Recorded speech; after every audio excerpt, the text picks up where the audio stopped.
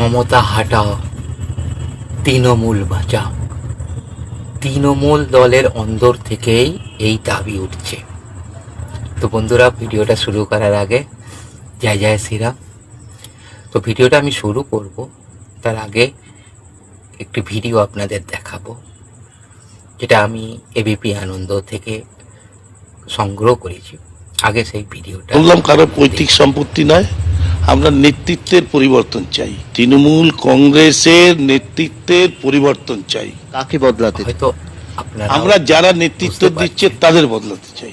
মমতা বন্দ্যোপাধ্যায়? হ্যাঁ হ্যাঁ, বলা হচ্ছে। বলছি, ভালো করে ভিডিওটা ওয়াচ করুন, ভয় পায় নাকি? দেখুন যে নেতৃত্ব ব্যর্থ, যিনি বলছেন, যে নেতৃত্ব কর্মীর সাথে থাকতে পারে না, থেকে এই পার্টির সাথে আছেন, তো ওনার কোনো ভয় ডর নেই যে ওনাকে দল থেকে হাঁটিয়ে দেবে কি সরিয়ে দেবে, পদত্যাগ করবে, কোনো ভয় ডর নেই। আর এই বক্তব্যটা শুধুমাত্র উনি একা বলছেন না, দলের অনেক সাংসদ, এমএলএ ফিসফিস করে বলছে, কারণ এখনো একটু একটু ভয় আছে, তবে সেই ভয়টাও ওনাদের কেটে যাবে। সেই ভয়টাও ওনাদের কেটে যাবে, এই কারণে কাটবে যে বর্তমান মুখ্যমন্ত্রী আমাদের শুভেন্দু অধিকারী মহাশয় তিনি বলেছেন ভয় আউট, ভরসা ইন। এবং এক মাসও হয়নি তার মধ্যেই এই দলের ভাঙন। আর সত্যি কথা, এই দলটাকে পিসি দিদি আর এদিকে ভাইপো ভাতিজা দুজনে মিলে সব জেনে শুনে অন্ধের ভান করে টাকা লুটেছে। এবং আজও অভিষেক ব্যানার্জি যেখানে গেছেন, ওনাকে দেখে চোর চোর স্লোগান এবং টিম ছোড়া হয়েছে। সাধারণ মানুষ, সেখানে কোনো দলীয় পতাকা নেই।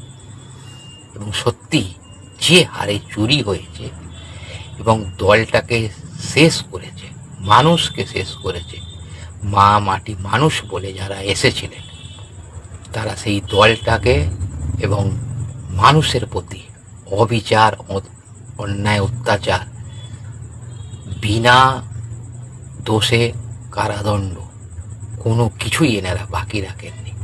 লুট তো বাদ দিন, লুট তো খুলে আম, সবার সামনে এনারা চুরি করেছেন। কিন্তু ক্ষমতা এতটাই এনাদের হাতে ছিল যে লোক বলতে পারছিল না, ভয় পাচ্ছিল। যে এলাকাতে ফলতায় 1,64,000 ভোটে জেতেন, সেখানে সেই তৃণমূলের প্রার্থী কি করে 7,000 ভোট পান? ভোটে জামা বাজেয়াপ্ত হয়েছে, যে ভোট সংখ্যা উনি পেয়েছেন। এটা তো ভাবা যায় যে ভোট থেকে চুরি করে মানুষের মুখের কথা বন্ধ করে পুরো পশ্চিমবঙ্গটাকে লুটে দেনায় করেছেন। খেলা মেলা, দেনা, পুজো, ফান্ড, মানে কিচ্ছু বাকি নেই। আজ প্রতিটা নেতৃত্ব, ওনাদের নেতা নেত্রী সবাই চোরের বদনাম আর চোর হয়ে গেছেন। পাট ক্ষেতের ভেতরে 2 কোটির বেশি টাকা, পার্টি অফিসে 80 লক্ষ, মানে কোথা থেকে সব যে টাকাগুলো এনারা লুটেছেন কিচ্ছু জানতেন না মমতা ব্যানার্জি। আজ দলের অন্দরে বলছে, আমি বলছি না, মানুষ দেখছে টিভির পর্দায়, মোবাইলের স্ক্রিনে যে কিভাবে লুট হয়েছে। মানুষকে সাহায্য করার জায়গায় নিজেরা কোটিপতি হয়েছে। আমি বলছি না, এটা আমার কথাও নয়, আপনারাও দেখছেন যে লুটের রাজ্য পুরো হয়ে গিয়েছিল। এক সময় বলা হতো পশ্চিমবঙ্গ আজকে যা করে বা যা ভাবে, সেটা ভারতবর্ষ আগামীকাল করে বা ভাবে। কিন্তু আজ কিভাবে বলবো, আমি একজন পশ্চিমবঙ্গবাসী, আজ কোনো বিহারের লোক, কোনো গুজরাটের লোক, কোনো ইউপির লোক, কোনো মধ্যপ্রদেশের লোক আমাকেও আঙুল তুলে বলবে ये आदमी चोर है, পশ্চিম বাঙ্গাল का ये आदमी चोर है। শুনতে ভালো লাগবে বলুন? আজকে সমাজটাকে মমতা ব্যানার্জি আপনি কোথায় নামিয়ে দিয়েছেন? আজ পশ্চিমবঙ্গের মানুষকে সব জায়গাতে চোরের জায়গা বানিয়ে দিয়েছেন। আপনাকে চোর বলা হচ্ছে, আপনার গায়ে লাগে যে লুকিয়ে রাখছেন, কিন্তু পুরো পশ্চিমবঙ্গকে আপনি চোর বানিয়ে দিয়েছেন। দেখুন আপনার দল, আর সঠিক কথা, এই দলের অস্তিত্ব বলে কিছু নেই। একটা লুটের দল, শুধু ক্ষমতায় এসে প্রশাসকই ভক্ষক হয়েছিল, রক্ষকই ভক্ষক। ভাবতে অবাক লাগে, আপনি একজন নারী, আমাদের রাজ্যে 15 বছর আপনি মুখ্যমন্ত্রী পদে বসেছিলেন, কিচ্ছু দেখতে পাননি। সত্যি আপনার চোখটা একটু দেখান। আপনার ভাইপো বিদেশে কোথায় গিয়ে চোখ করে অপারেশন করে এসেছিল, ট্রিটমেন্ট করে এসেছিল, আপনিও একবার যান। তবে এই মুহূর্তে আপনাকে যেতে দেবে না, আপনার ভাইপোকেও যেতে দেবে না, আপনার পরিবারের কাউকে যেতে দেবেন না। দেখছেন তো আপনার ভাইপোর ওয়াইফ 19 দিনের জন্য বিদেশে যাবার অ্যাপ্লিকেশন করেছে, যেতে দেবে না কেউ কাউকে।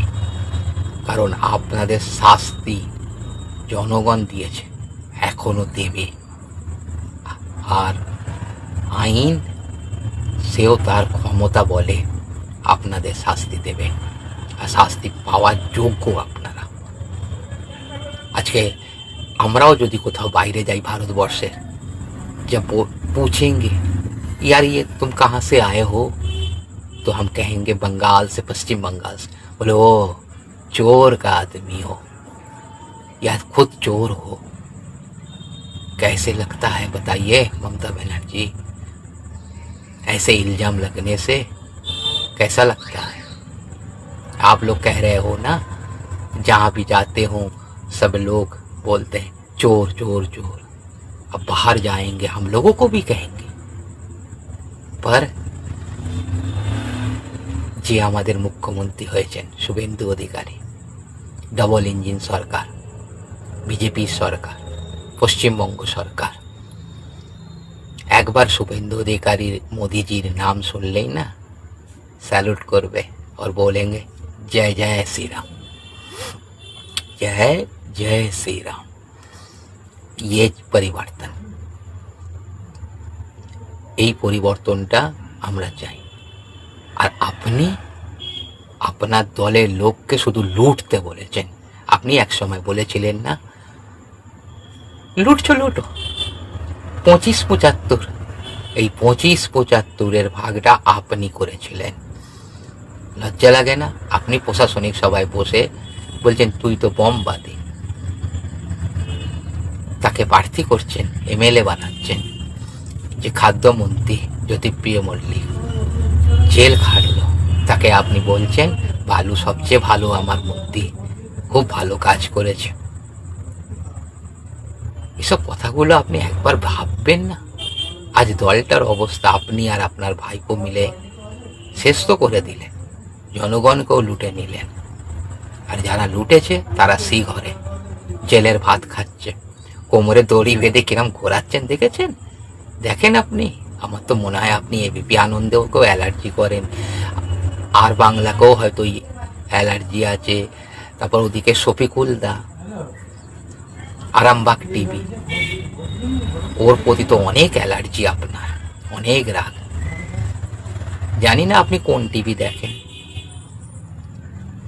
আর আপনার তো, আপনাকে যে বলেছিল সবচেয়ে বড় চোর কুণাল বাবু, তিনি তো এখন বিরোধী দল নেতার মতন হওয়ার পথটা নেবে বলে খুব এদিক ওদিক পুরুক পুরুক করছে। আপনার কত গুণ গাইছে। 1 মাস হয়নি, আপনার 80 জন বিধায়কের মধ্যে মাত্র 15 জন লবিতে বসেছে। কি না, বিরোধী দলনেতার ঘর দিতে হবে। কেউ নেই আপনার পাশে, আপনার দলের পাশেও কেউ নেই। আজকে দেখেছেন পৌরসভা সবাই পদত্যাগ করছে, এবং এই পৌরসভা পঞ্চায়েত প্রধান সব আপনার হাত ছাড়া হবে। শুধু আপনি মাথায় হাত দিয়ে কুকু ছিছি এই করবেন, কিচ্ছু করার নেই। যতই আপনি আবার ওই ধর্নায় বসুন, ধর্মঘট ডাকুন, পুলিশও কথা শুনবে না। পুলিশকে ফ্রি হ্যান্ড দিয়ে দেওয়া হয়েছে। আমাদের মুখ্যমন্ত্রী শুভেন্দু অধিকারী মহাশয়, আপনি 15 বছরে যেটা করতে পারেননি, রাস্তায় নামাজ পড়ছিল মুসলিম সম্প্রদায়, আমার তাদের প্রতি কোনো আক্রোশ নেই, কোনো বাজে কথাও নেই। তাদের আপনি আরো উৎসাহ দিয়েছিলেন, তাদের ক্ষতি সবচেয়ে বেশি করেছেন। ওই আমাদের বর্তমান মুখ্যমন্ত্রী বললেন, ওনারা শুনলো, রাস্তা ক্লিয়ার, কোনো অসুবিধা নেই। আপনি ওনাদের ধর্ম সবাই ঢুকে, ধর্মের ঢুকে, অনুষ্ঠানের মধ্যে ঢুকে শুধু রাজনীতি করে উস্কানি দিয়ে গেছেন আর সম্প্রদায়টাকে শেষ করেছেন। আর হিন্দু মুসলমানের মধ্যে সবচেয়ে বড় বিভেদ আপনি তৈরি করেছেন। লজ্জা করে একটা মুখ্যমন্ত্রী কোনো একটা অনুষ্ঠানে গিয়ে, ধর্ম অনুষ্ঠানে গিয়ে, ঈদের মঞ্চে আপনি দাঁড়িয়ে রাজনৈতিক ভাষণ দিচ্ছেন। ছি, আপনাকেই আপনার দলের লোক দাঁড়িয়ে ঝেঁটিয়ে বিদায় করবে বলেছেন। আমি খালি ভাবি, যে দলটার জন্ম যদি আপনার হাত দিয়ে হয়, সেই দলের যারা আছে তারা হয়তো প্রজা বা আপনার কর্মসাথী সঙ্গী আছে, তারাই আপনাকে বলছে মমতা হাটাও, তৃণমূল বাঁচাও। তো বন্ধুরা, যদি আমার বক্তব্য ভালো লাগে, ভিডিওটা শেষ করার আগে বলছি, মূল্যবান কমেন্ট আমার কমেন্ট বক্সে জানাবেন। আজ সেটুই, বাকি কথা আবার পরের ভিডিওতে। নমস্কার, জয় জয় শ্রীরাম।